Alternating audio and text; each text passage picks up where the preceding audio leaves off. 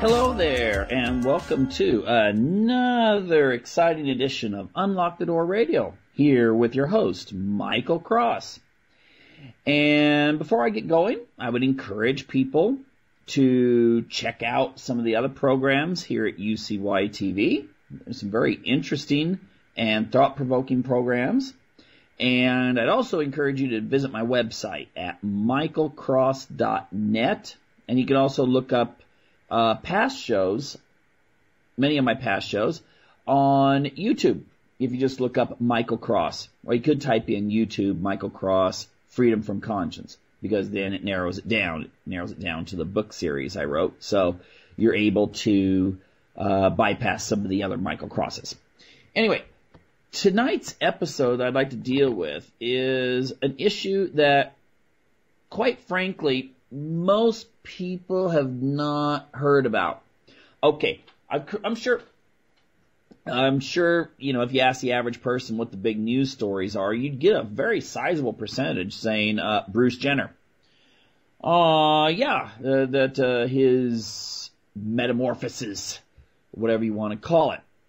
And, you know, it sparks a little debate about whether he should be called a he or a she or whatever. I mean, I guess if you have an XY chromosome, you know, that gets it, you know, you can tell, the ultimate definition of a human being is that they have human DNA. So then you could break it down, you know, kind of using the same processes as, Linnea, the Swedish biologist, who did most of our classifications. You know the whole thing from high school, kingdom, phylum, order, class, genus, species, that sort of thing. But you can take it a little further, gender. And, you know, if you take a look at Mr. Jenner's DNA, if you were to clone Mr. Jenner, you would get a male. So I guess he's a male. But anyway, that's the big issues, you know, people are talking about. Bruce Jenner. Of course, there's always sports, and if you look at some of the websites, you know, you show the front page websites of the mainstream media to people that live outside the United States, and they often ask, "Is this a tabloid? Is this something that is really legitimate?" And you say, "Yeah, this is one of the big networks in America." And they're like, "You're kidding me." If you look at what stories are supposed to be so important. You know what? The thing is, if you compare the United States and England, in England they're talking a lot more about these issues like these trade agreements. There's two trade agreements right now taking place. There's the Trans-Pacific Trade Agreement. That's the one where it's kind of funny. Many of our Congress people who, you know, it's gotten through the Senate. Obama likes it. The Republican leadership, they're all like, "Oh, right, let's go for it." You know, I mean, our Republican leadership, when it comes to Obama can just hold up a little biscuit and say, roll over. And they're like, you know, our Republican leadership's kind of like, woof, woof, you know, and doing exactly what he's asking them to do. I mean, I think Harry Reid is more of a Republican than some of these guys that are, you know, in leadership positions of the Republican Party currently. However, it's gotten into the House, and you get situations, where congressmen have been saying that, "Oh yeah, we need to fast track this. We need to get this right through the Congress and get it out there because, oh my gosh, the Chinese are going to take over." You know, that's their whole mentality. You know, that if we don't rush this through right now, it's kind of like with the Obamacare, you know, Nancy Pelosi, you know, let's just get it through really quick and then we can read it. You know, or, you know, that sort of thing. Find out what's in it later. The thing is that this treaty is, you know, it may sound boring. You know, you're thinking, you know, a lot of people when they watch the new Star Wars movies, you know, the ones that came out a few years back. And the first one, the one with Jar Jar Binks, the whole issue with the Republic and everything, and eventually the turning it into the Empire, was a trade agreement. It was a trade agreement. And it involved a lot of stuff about blockades and sanctions and all that kind of stuff.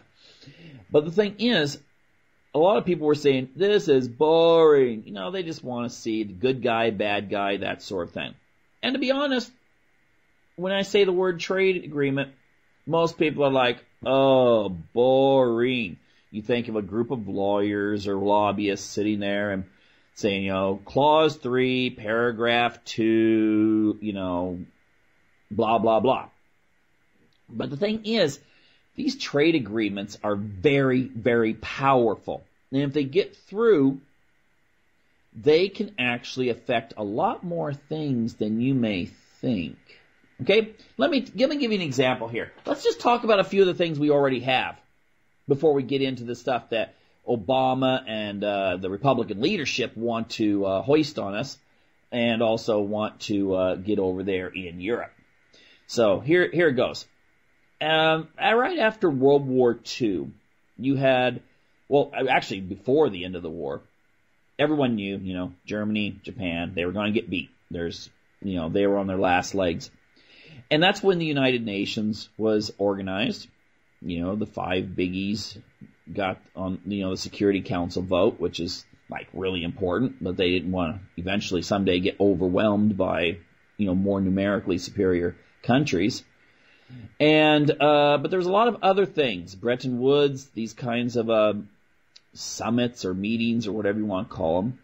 And we started getting things like, you know, what would eventually evolve into the World Trade Organization, the General Agreement of Tariffs and Trades, and a lot of other international organizations, World Bank, IMF. And the thing is that at the time, I'm not sure what people's motives were. You know, we could sit back and do conspiracy theories and stuff like that and try, or, you know, conspiracy facts, whatever. And we can look at and speculate, what is it that really got things going? You know, was it a desire to create a one world government and eventually enslave the human race? Or was it a desire to create more world economic and social cooperation so there would never be another war that would kill tens of millions of people? Because most of these people that formed these were, you know, they were in their 40s, 50s, 60s, and so forth. They had experienced 2 world wars, World War I and World War II. Tens of millions of Europeans killed in these wars. And they didn't want that to happen again. Or was it a combination of both? Okay, I'll leave that for you to decide. But anyway, what we wound up with was trade agreements that, in a way, they sound good. You know, we're going to try to reduce tariffs. We're going to try to make sure that we have comparative advantage.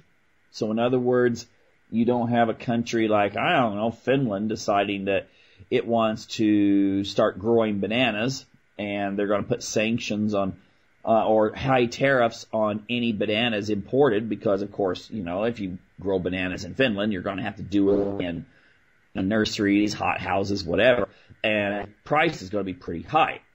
But, you know, if you import them from Costa Rica, it'll be really cheap. Costa Rica has a comparative advantage when it comes to bananas.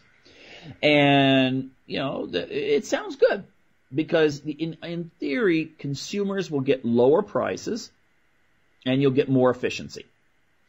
And as borders people do more and more trade with one another, it's kind of like when you live in another country and then you hear people bad-mouthing that country, whether it's China, Russia, whatever, and you're an American and you go back after a couple of years living in that country and you hear people going, oh, they do this in China, they do this in Russia, and you're like, wait a minute, no, they don't. I lived there. You're more understanding.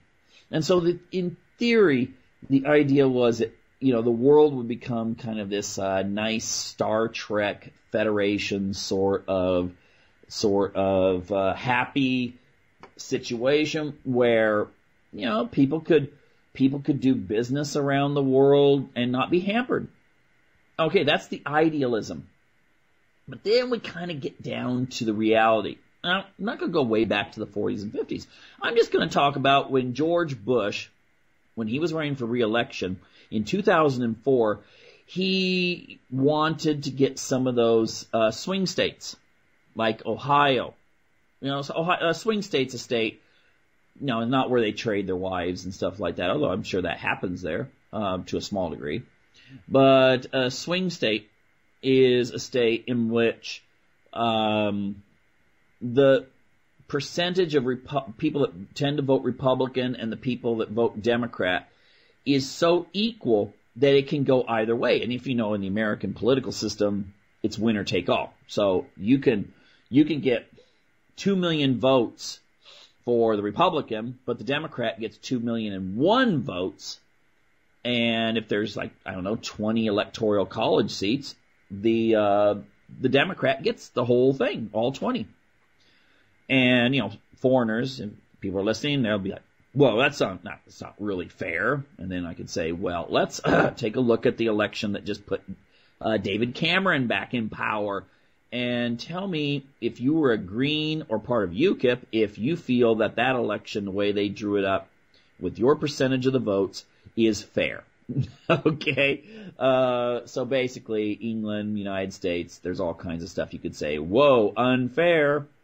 But let's take a look before I start saying, yeah, we should have a parliament system like Sweden or something. The thing is that in the case with Bush, he wanted to put a little bit of restrictions on high quality steel imports. Put a little bit of a tariff or something like that. I don't remember all the details. And this would not affect much of the market, but it would be more symbolic, really. I mean, it'd save some jobs in those swing states, and but it would still get a lot of working people. What's left of the Reagan Democrats? That's a dying breed. Blue collar Republicans, because we don't have many blue collar people left. They're dying out. As they retire, they are replaced. If they're skilled labor, they're usually getting now replaced by robots.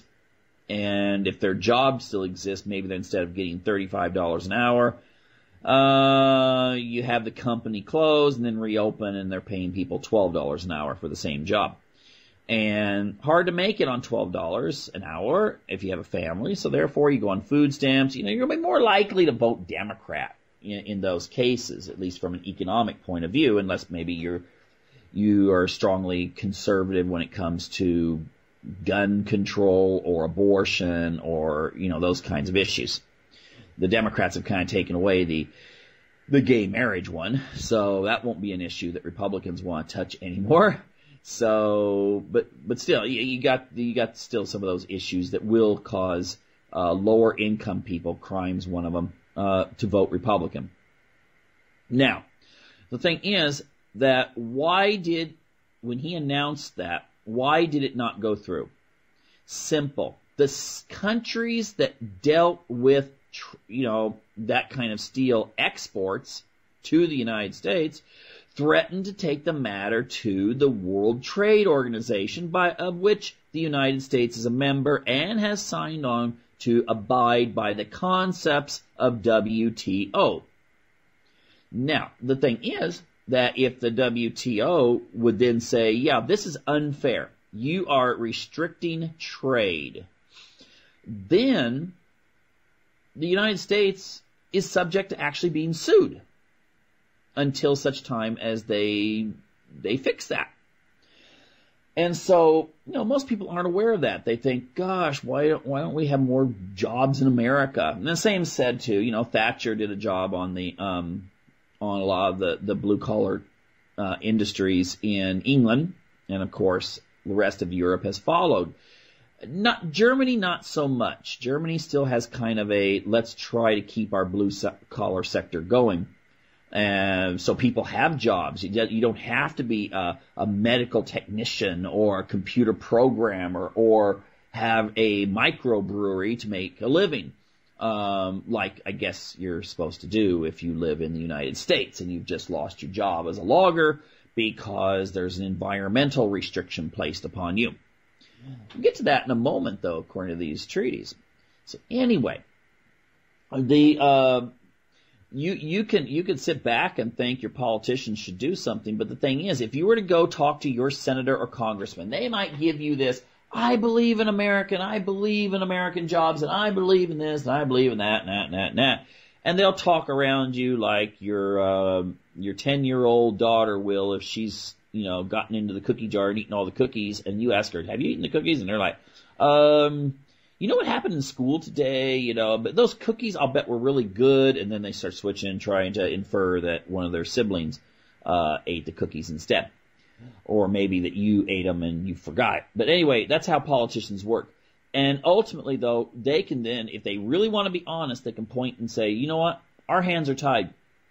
We can't try to save American jobs because if we put trade restrictions up, then we come face to face with WTO. Now, of course, the question you're asking is, well, why are other countries that are members of WTO able to, subsidize products and dump products and stuff like that? There seems to be somewhat of a gentleman's agreement, you might say. I mean, America subsidizes its agriculture. Okay? I mean, there's some countries, like in Africa, they can't afford to subsidize their agriculture. They've been growing rice there for centuries, and then all of a sudden, the rice that America can export is way cheaper because Americans have advanced technology to utilize in agriculture. They have all of the equipment, and they're also getting subsidized by the U.S. government. And so, you get thousands and thousands and thousands of African farmers put out of work. And then people go, wait a minute, why is Africa in such bad shape? Well, it may not be totally part of the culture or the economy or the government there. There are other factors. I'm not saying that it's all subsidized wheat and rice and stuff from America or cheap imports from China, but they sure don't help the emerging countries.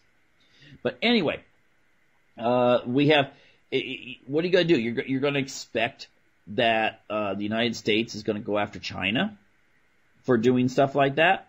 Let's talk about who benefits from it.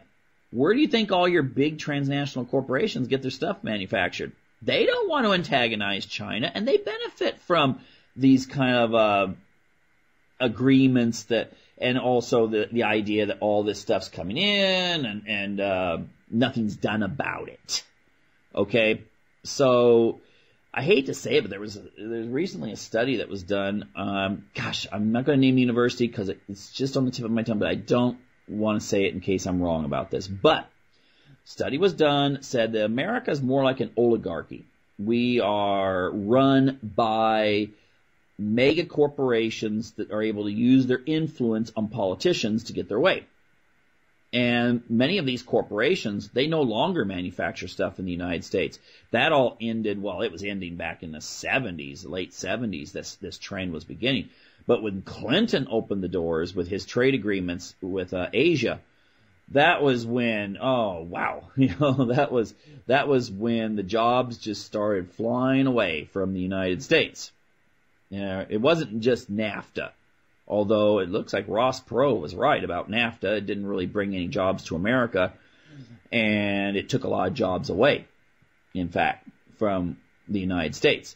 However, we have to take a look at these issues and start thinking, well, why would large corporations now be supporting a lot of these new trade agreements?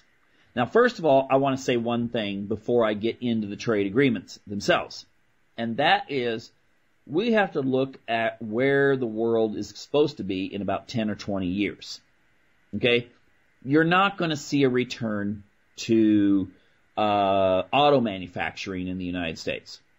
Okay? You're never going to see Detroit suddenly look like it did back in the 1960s, a very prosperous, one of the most prosperous cities in the United States. You're not going to see that because it's much cheaper to make the cars outside of America. where labor's cheaper. In a sense, Asia, Latin America to a degree, and some parts of Eastern Europe have a comparative advantage to the United States because they can pay their workers a lot less than a worker is going to want in, Flint, Michigan, or Detroit, or any of those places. Now, then we take a look at minerals. Well, with a lot of our environmental laws, it's very difficult for someone to start mining in the United States, unless they're a large corporation. They have a little easier time, they can go out there and frack some oil and stuff like that. But if you're a little guy and you want to start, you find that there's a coal deposit on some land that you have a lease on, it's difficult to get through the environmental legislation. And also, the Obama administration's been shutting down a lot of coal plants. Okay? I mean, talk about, saying that you're for the working man and then shutting down your jobs.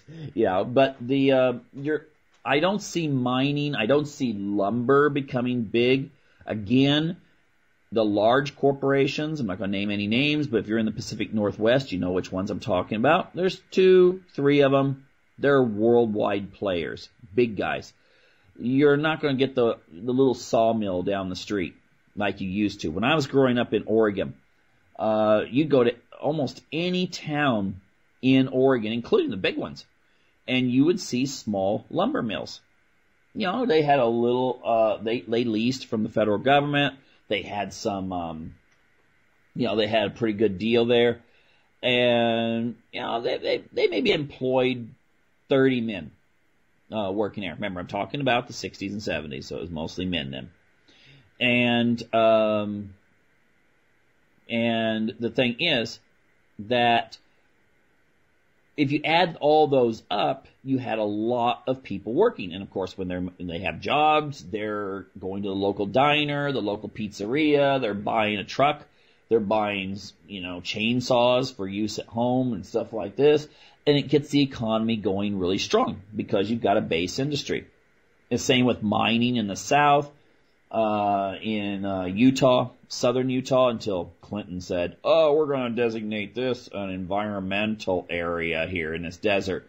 Well, shut that off. Almost all of Utah is owned by the federal government anyway, but hey, what the heck, let's take a little bit more of it. So anyway, of course you could replace that coal that was dug there, actually very clean burning coal, with more dirty coal that was from Indonesia. And come on, I want to say one thing in case, someone's out there listening and going, yeah, but we need to do things like, have electric cars and stuff like that. Can anyone tell me where the electricity comes from for those electric cars that the yuppies going, I'm saving the world, man? The biogas? Yeah, where's that coming from? Have you ever considered how many resources go into that you have to use nuclear power, or somewhere there's a coal plant or there's a nuclear plant or something like that that's generating electricity, so you can plug your little car in and feel real good and smug about driving around and on electricity and thinking, I'm saving the planet. Well, maybe dig a little deeper into how much resources are used to make that fuel that you're using. And now, the thing is that, and by the way, I'm really for alternative energy. I think they should put a lot into solar energy and those kinds of fields, okay? Because, solar power plants don't melt down and destroy fisheries in the Pacific Ocean and so forth. But anyway, the thing is that the big manufacturing, big mining, resource, basically those jobs you think of when you think of like the Flintstones, the guys going out with their lunch pails and that sort of thing. Those jobs, I'm sorry, they're fading away. They're going away. And if they still exist, a friend of mine, he just recently said he was really happy. Now you gotta remember, this 20 years ago, oh why? Well, it was longer than 20 years ago. Well, anyway, when I was in my graduate program, I had to earn the money for that graduate program, even though in those days, oh my gosh, my graduate school classes cost less per term than the local community college charges now. I mean, no wonder so many people have to go into either the military, stripping, or porn to be able to afford a college education in the United States. However, friend of mine, he announces on Facebook, "Hey, I got that job," blah, blah, blah. And he works in a mill. And he said, "I'm getting $12.50 an hour." And I thought, I didn't tell him this, but I'm thinking, wow, that's what I earned regularly. And when I was working graveyard shift, because, I was going to school, so I had worked a few nights graveyard, I was getting paid time and a half. So I was making almost $20 an hour doing that job decades ago. And now he's happy that he's got a job paying the same amount. Kind of was thinking to myself, why not just deliver pizza? The minimum wage plus tips, you probably earn more money that way. Oh well, the thing is that the U.S. government and the corporations, they recognize this. They recognize that the days of an industrial base are over. Okay, that many of our industries, they look like they're basically places you can go and film for The Walking Dead. Okay, I mean, it looks like an abandoned place where everyone's gone and everything's shut down. So what are the industries that are really important right now to the government and the corporations? It doesn't matter what you think because you're not part of that club, okay? Government, corporations.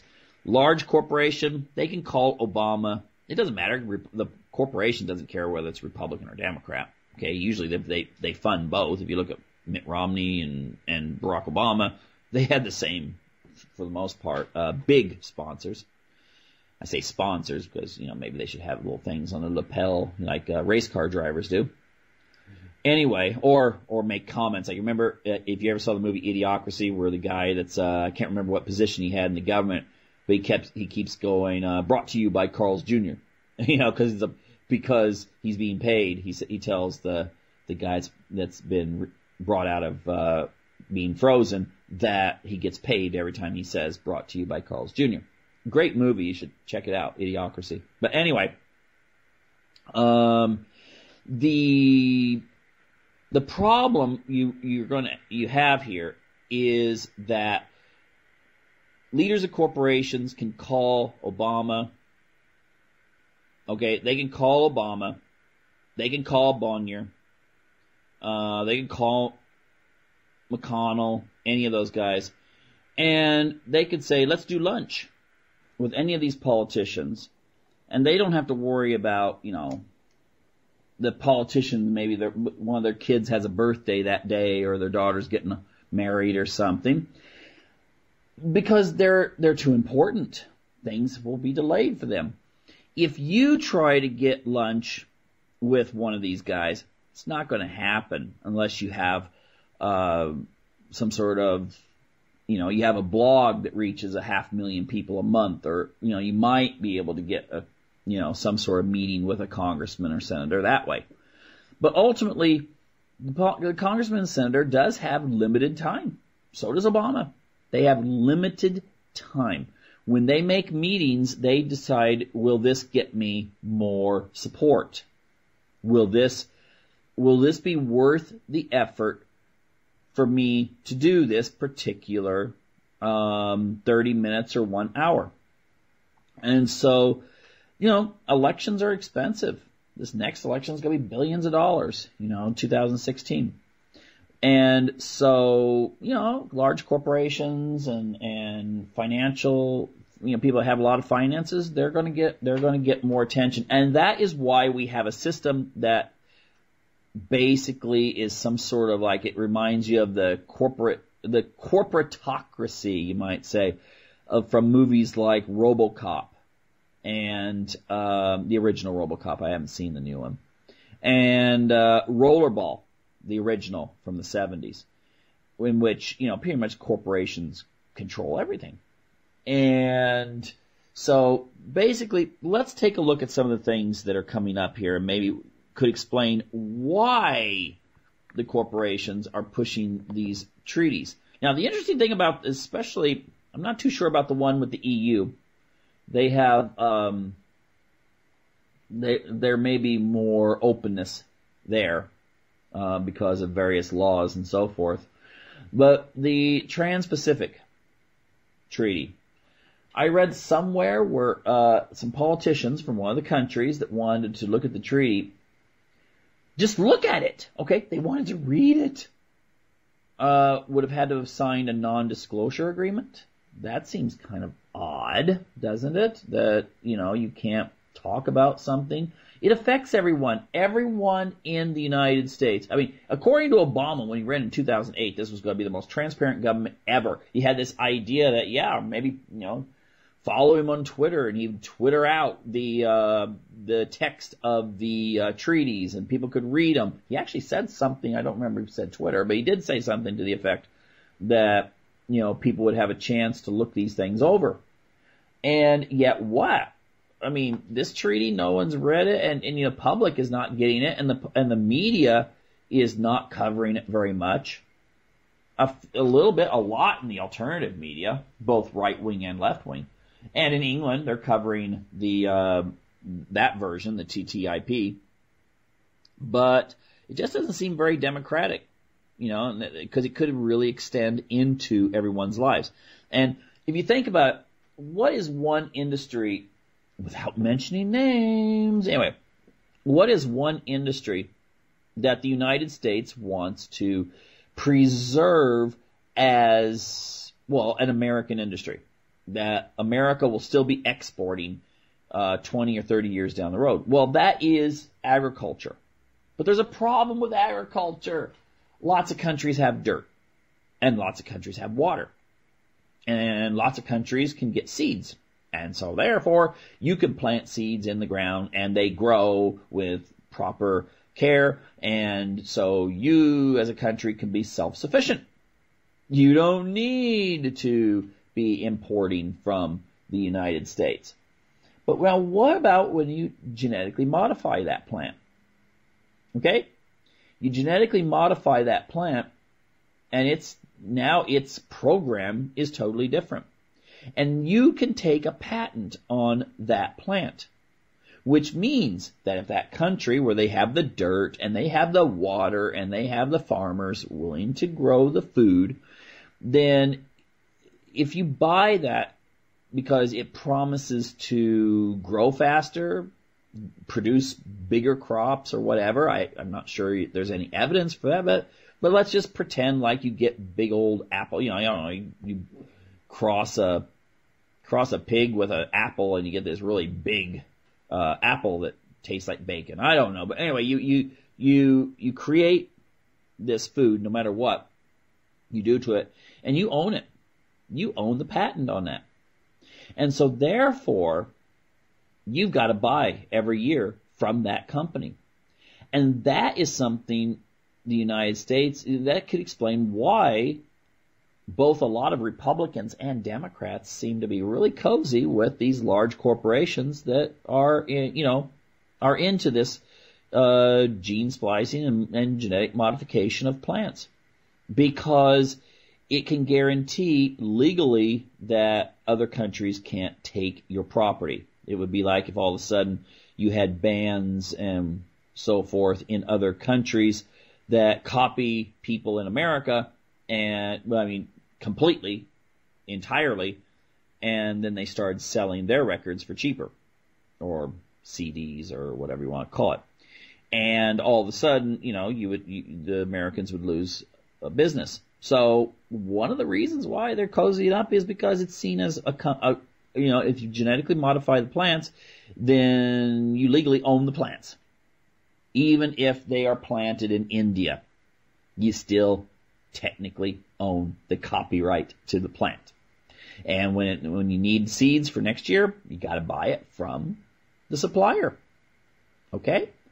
Now, what's some other firms? Well, intellectual property, games, movies, all this kind of stuff. Hollywood has a huge amount of power. Okay? Just try to add up how many articles out there in the press, which many of them are owned by Hollywood, corporations that own both the Hollywood studios and also own the the newspapers and television stations and stuff like that. But how many articles, if you were comparing human rights violations in some country in Asia with how many articles you'll see about if that country is very lax when it comes to pirated materials, pirated clothes, pirated, CDs. I don't know how many people still get DVDs, but you know what I mean. And the thing is that this is an area where America wants to still stay competitive. They want to keep the comparative advantage when it comes to those industries. You want Silicon Valley, Hollywood, all these kinds of industries to still have a corner on the world market. And so this is why they have a lot of power. Now, here's where we get into something kind of scary, okay? And let's just take a look at the TTIP over in Europe. There's an article in the Independent, that's a newspaper in Great Britain. You can usually find, I know Great Britain, they don't do as many stories about movie stars' rear ends and people wanting to be a girl instead of a boy. That's kind of, well, they do have some tabloids that you have a lot of stuff like that. But if you take a look at the British press, it's usually pretty good. And the stuff that's sometimes tabloid is better than the mainstream press in the United States. So anyway, there's an article called, and please look it up. It's called, "What is TTIP? And 6 Reasons Why the Answer Should Scare You." Okay? And, the thing is, a lot of these trade bills, WikiLeaks got their hands on, and they're warning people, like, oh my God, Julian Assange, warning people that there are way more stuff in those treaties than trade agreements. There's things that extend into areas that are more social, cultural, and so forth. Laws that you're going, what does this have to do with trade? Well, it could have plenty to do with trade. Let me give you an example here before I go into the 6 reasons here. You know what that is? You remember those internet bills that were defeated, a few years ago?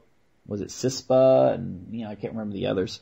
And in Europe, oh my gosh, they went after them, like crazy. They don't want internet freedom destroyed.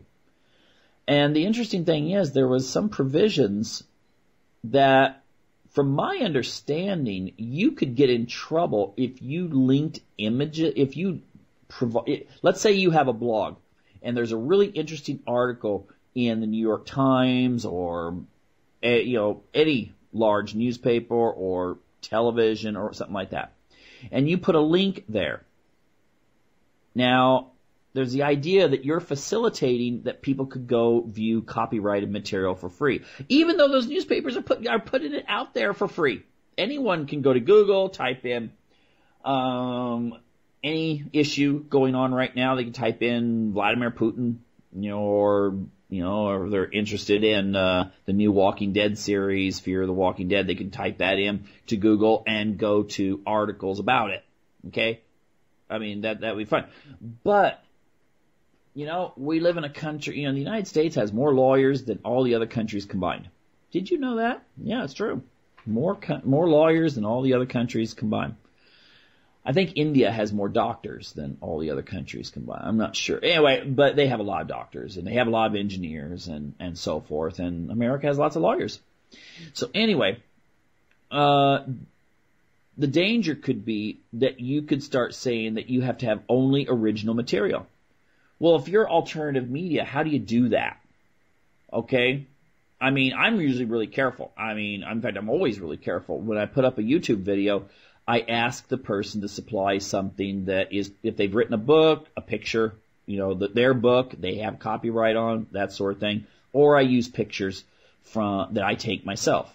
Because I don't want to get some notice from YouTube, saying that someone's contacted them saying that you're violating copyright law. Think about if you put these kind of provisions into these treaties. And all of a sudden, these countries have to follow those rules. And it might be that, you live in a country that they're pretty lax on, if you look at streaming videos or something like that. And then all of a sudden you get, you're getting in trouble with not just your government. They may not care, but all of a sudden they're getting told that their government's going to be sued because they're not cracking down on people that look at streaming videos or music or whatever. This is what these treaties can do. Now, let me read a little bit about what some of this man's concerns are in regards to this particular treaty. Now, first of all, though, I did read an article recently that said that there was a whole bunch of pesticides that the European Union was going to ban next year. American-produced pesticides. And they had been linked to cancer, and they'd been linked to hormone disruption. And the EU was going to ban them. See, in America, you get all that stuff. And, of course, Americans have the best health ever. Go to the local big box store and see just how healthy Americans are lately. They are so healthy. They're almost like Bruce Jenner was back in the 1970s, out there winning the decathlon and stuff. They are such good shape, and I wonder why that is. Because you know what? People ate just as much back in 1980 as they do now. What happened? I mean, what's going on there? I mean, something's weird because, you go to Europe, people eat a lot of food, and you see that you look out and you're like, whoa, they seem to be pretty healthy. Of course, the thing is, in the European Union, the foods you buy are as organic as you will buy at an organic store in the United States because they have lots of laws that restrict GMOs and other things that could disrupt it being considered healthy. By the way, they don't, for those that are interested in the issue of fluoridation, only England and Ireland fluoridate their water in Europe. Kind of interesting, isn't it? The rest of the countries, it's either not done or it's actually outright illegal to fluoridate. Wonder how long that'll last if this treaty goes through. Anyway, the person that wrote the article, Lee Williams, he brings up some very interesting points here. And I think it was his first sentence in his article, and it's, have you heard about TTIP? If your answer is no, don't get too worried. You're not meant to have. Okay? I mean, WikiLeaks did, that dumping of the material, and that really helped a lot of people see some, just a little bite of what's in the treaty, because not all of it was there. But he brings up 6 concerns of things that could happen if this treaty's passed. Now, he's talking from a European perspective. But by the way, the pesticides, I lost track there. The pesticides, they decided not to ban them because they're negotiating this treaty right now, and banning them would have been kind of, counterproductive when you're doing negotiations. So those pesticides will still be used in Europe. But now individual countries, some of them actually do have laws against it. I think most of your Scandinavian countries and so forth. Now, if we take a look at, he's worried, and I'm not sure how this would work, but he's worried that things like NHS, which is their health care system, and of course in America it would be Obamacare, that large corporations that wanted to get in on the act could actually sue and say they want to set up private companies and so forth. Now, I'm not too sure about that one, okay, so I'm not going to spend too much time on it, but it is interesting that could happen. But I want to get into some of the stuff that has a stronger possibility. His next section deals with food and environmental safety. Now, he states here, first sentence, this treaty, the regulatory convergence agenda will seek to bring EU standards on food safety and the environment close to those of the U.S., but U.S. regulations are much less strict, with 70% of all processed foods sold in U.S. supermarkets now containing genetically modified ingredients. You see, let's say you're trying to sell potato chips in Europe. And let's say they're all like this filled with GMO. And there's a country that says, hey, wait a minute, we don't want your chips because, or we're going to have to label these, big sign on them saying these chips are GMO. Well, that's going to reduce sales. So why couldn't the corporation, if this treaty's passed, bring suit against the country for hindering trade? Remember what I said about the example with the high-quality steel imports during the 2004 election? Okay, think about precedent. World Trade Organization threatened to sue. These treaties, that sets up something very similar, that you could have actual situations in which you could have corporations kind of coming in saying, hey, wait a minute, this is a violation of our ability to make a living. And what about the environment? I'm sorry to say that a lot of Americans think, America has the best quality environment when it comes to laws about, what you can do and what you can't. That's not true. I would say take a look at Europe's laws. But, if America wants to get in on some of this action in Europe, that's a very large market. Hundreds of millions of people that you would want to get to be customers, and especially the large corporations.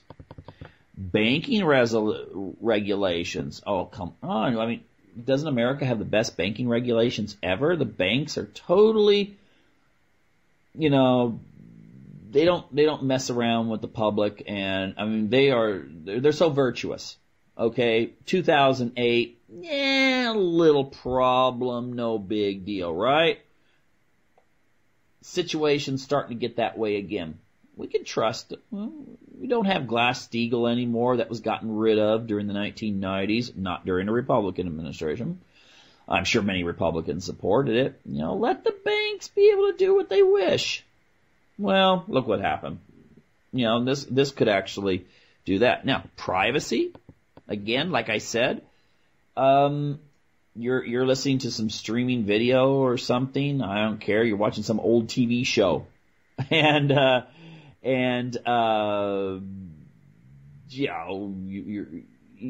thing is, you're not providing the service, but suddenly, your government contacts your internet provider and says, we need to know all the addresses of all the people that have accessed these websites. Then all of a sudden, I mean, there was kind of a shocker in Germany a few years ago when a company tried to go after people that were streaming or something off a porn site, a very popular porn site, one of the biggest internet sites out there. And the court ruled that they didn't go about anything properly or something like that. And it kind of left vague whether streaming's legal or not. But the thing is that it was thrown out.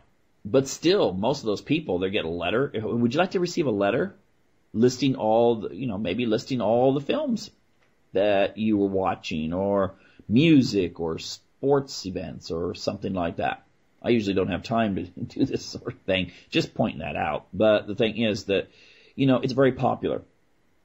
Okay, a lot of people do this kind of stuff, and all of a sudden, what happens if you start it suddenly turns into you're violating a treaty?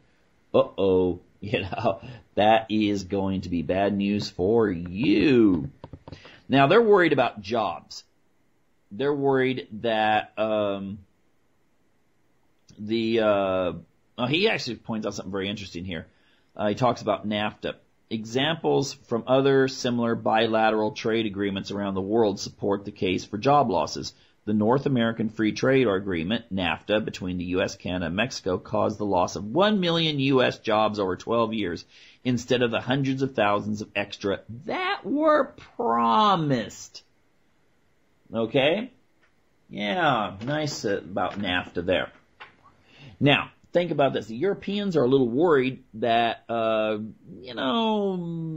wages and other benefits that you get in Europe, like, paid maternity leave when a baby's born and stuff like that. Some countries you get like a year or a year and a half off with 80% of your pay. when you have a baby. And, you tell a European, in America, you're just guaranteed 6 weeks off without pay. You have to go back to work or you might get fired. They're like, what? But, that's just, we got wars to fight. We got, organizations to fund that will do the wars and stuff like that for the United States. I'm not trying to sound liberal here. I'm just saying that, the military industrial surveillance complex, they are some of the biggest corporations now. And they have a lot to say about what goes on. But anyway, now think about this. Let's say the treaty with Europe passes and the treaty over the Pacific passes, its counterpart. What you could have is maybe Americans get a few jobs that were normally European jobs, but what's going to happen to is that going to last too long? Because, I can tell you something. I've been to Asia. They work for nothing, okay, compared to Americans. They've got a small percentage of their population that is really well-to-do. Then they have a small middle class.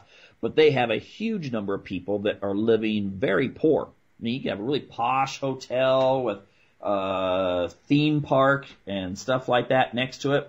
And then right next to it is a slum. That's how it looks in much of Asia. But the thing is that I'll bet you those jobs that America's like, see, we can get all these jobs. You get Obama and you get the Republicans going, we're going to get some jobs. Okay, well, their jobs are secure. They're going to get nice pensions and stuff like that. Maybe they'll get some jobs when they leave office. They can get some jobs with some big companies and make lots of money. But do you really think Americans are just going to suddenly see all these European jobs come over and they're going to be working and like, yay? I think what's going to happen is you'll have Europeans lose a bunch of jobs and then Americans also losing a bunch of jobs. And those jobs will go to the countries that have a comparative advantage where they pay people 1/10 of what they pay in America, maybe 1/15 of what they pay in the European countries. Now, democracy. Well, first of all, I just have to ask you, you really think these are democratic treaties when you're not even, allowed to see the full text? I'd be a little worried about that. Yeah, trust us. It's democracy. We'll pass it. People can read it later. Okay, well, that's not exactly democratic. So I'd be a little worried about that. Then I like the way he says here, the last paragraph. So I don't know about you, but I'm scared. I would vote against TTIP, except, hang on a minute, I can't. Like you, I have no say whatsoever in whether TTIP goes through or not. Okay? So, think about that. Now maybe write some letters. I did see one senator who he went ahead and said he would support fast tracking this, and one of the major newspapers in his state, more of a liberal, more of a democratic newspaper, said that this was they didn't like him anymore. Maybe they were kind of like saying maybe he shouldn't be in office anymore. So maybe put some pressure on your legislatures and tell them, maybe when they're sitting there going, oh well, these corporations are telling me I should vote for it. Maybe if they're seeing their switchboards filled up with people saying don't do it or else, and say, if it's a Republican, tell them, okay, I'm a registered Republican, I always vote Republican, you're a Republican, I will not vote for you. I will sit out of the election if you support this. If they're a Democrat, be willing to do that and say, you know what, I'm a Democrat, you're a Democrat, I voted for you before, but I will not vote for you if you fast track this. If you pass this legislation, I will never vote for you. And that will get their attention. So please do it, And anyway, I think we're kind of squeezed for time. So anyway, hope you look it up. Look up a bunch of issues on these trade agreements, Trans-Pacific Trade and the TTIP, and see what these are all about. And then, get out there and say something about it. Anyway, that's all for tonight. Thank you for tuning in to this edition of Unlock the Door Radio here on UCY TV.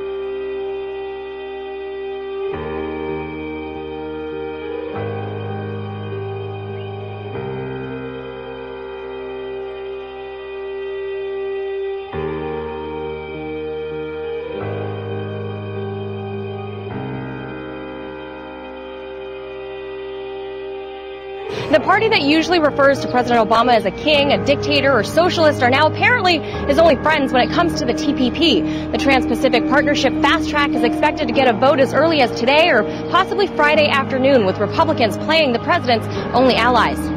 Most Dems on the Hill are opposed to the bipartisan effort, which some argue are little more than enhanced corporation powers being pitched as free trade. Even the president's closest friends from back home in Chicago, including fellow Democrat Senator Dick Durbin, along with all those other congressmen and women and senators, are not backing POTUS, all but one, that is. Representative Mike Quigley is Chicago's only pro-trade deal House Democrat who's backing Obama on TPP. He's seen here aboard Air Force One with the president holding up a Chicago Blackhawks jersey, supporting the home team, of course, in the Stanley Cup playoffs. Besides Elizabeth Warren, who's been a staunch opponent to the bill, now Democratic presidential candidate Bernie Sanders is joining in on the debate, calling the president out on this secretive deal, which portions have been leaked to the press, all of which are unconfirmed. Sanders put out this top 10 list of why the TPP is bad for America and must be defeated, calling it a race to the bottom. In it, he cites things like outsourcing tens of thousands of jobs, allowing corporations to challenge our laws, food safety standards dropping, and something that affects everyone, the cost of health care would be impacted. It would keep prescription drug prices artificially high, if not even higher, and that access to life-saving drugs would decrease while profits to Big Pharma would go up. Dr. Margaret Flowers, co-director of Popular Resistance, has been out here demonstrating the TPP and TPA deal since Monday, night and day. I think it's even more than NAFTA on steroids. I mean, this is a game changer. This is a huge shift. If these three agreements go through, they're going to fundamentally alter the way that our global governance is, that our global financial systems are. They'll be fully deregulated, and they'll probably be the last agreements that are ever negotiated in this realm, because they can basically form the template for the whole world. So this is actually a very fundamental vote right now that could change everything, and it will affect every issue that people care about.